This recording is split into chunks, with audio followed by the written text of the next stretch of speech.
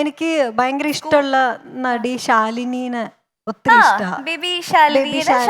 ശാലിനി ചാക്കോച്ചന്റെ ഒക്കെ സിനിമ അനിയത്തിപ്രാവ്, നിറം, ആ സമയത്തൊക്കെയാണ് സിനിമ. ഞാൻ 3-ലോ 4-ലോ പഠിക്കുമ്പോഴാണ്. അപ്പൊ ആ സമയം തൊട്ടാണ് സിനിമ ചെയ്യണമെന്ന് ആഗ്രഹിച്ചത്. എനിക്ക് ചാക്കോച്ചന്റെ കൂടെ അഭിനയിച്ചു.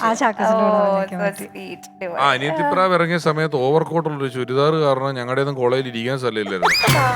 എല്ലാരും ബാറ്റ്മാൻ വരുന്ന പോലെ അതിന്റെ പുറത്തോട്ട് ബൈക്കിലൊന്നും പോയില്ല. അതിന് ബൈക്ക് പോകാൻ ബൈക്ക് വേണ്ടേ, ചുരിദാർ 1000 രൂപയ്ക്ക് കിട്ടും, ബൈക്ക് 50,000 രൂപ വേണ്ടേ. ഞങ്ങളെ അങ്ങനെ പറ്റില്ല, ഞങ്ങളന്ന് ഒരുപാട് പെട്ടുപോയല്ലോ.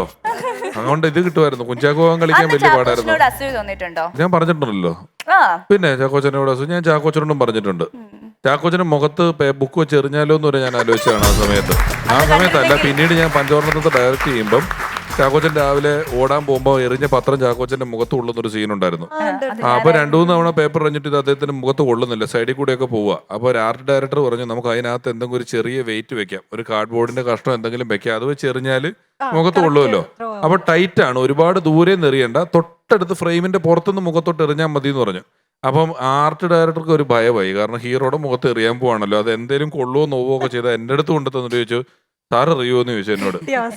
കിട്ടിയ ഞാനത് മേടിച്ചു കഴിഞ്ഞിട്ട് ഇനിയിപ്പം ഒന്ന് കൊടുത്താലോ, കുറെ നാൾ ഇതുകൊണ്ടൊരു ഉപദ്രവം നമുക്ക് ഉണ്ടായിരുന്നതല്ലേ, പിന്നെ ചെയ്തില്ല, വേണ്ടാന്ന് വെച്ചു.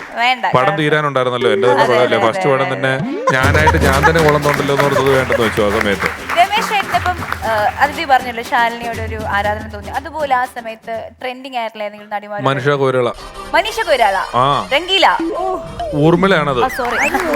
എന്ത് നീ ഏത് രംഗീലയാണ് കാണേണ്ടത്? രംഗീലയിലുള്ളത് ഊർമിള. ഇത് ഊർമിള ഓക്കെ.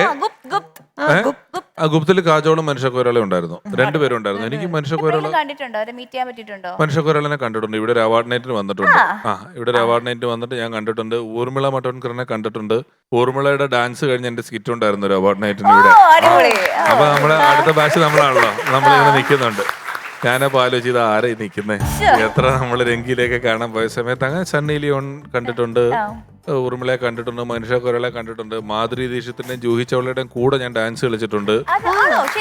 ഉണ്ട്. അതിന്റെയൊക്കെ ഫോട്ടോ ഞാൻ ഇൻസ്റ്റാഗ്രാമിലൊക്കെ ഇട്ടിട്ടുണ്ട്. മാധുരി ദീക്ഷിത്തിന്റെ കൂടെ ഡാൻസ് കളിച്ചിട്ടുണ്ട്, ജൂഹി ചൗളയുടെ കൂടെ ഡാൻസ് കളിച്ചിട്ടുണ്ട്, കാജോളിന്റെ കൂടെ സ്റ്റേജിൽ നിന്നിട്ടുണ്ട്, ഷാറൂഖ് ഖാന്റെ കൂടെ സ്റ്റേജിൽ നിന്നിട്ടുണ്ട്, സംസാരിച്ചിട്ടുണ്ട്. ഷാറൂഖ് ഖാനെ ഹിന്ദി പഠിപ്പിച്ചിട്ടുണ്ട്.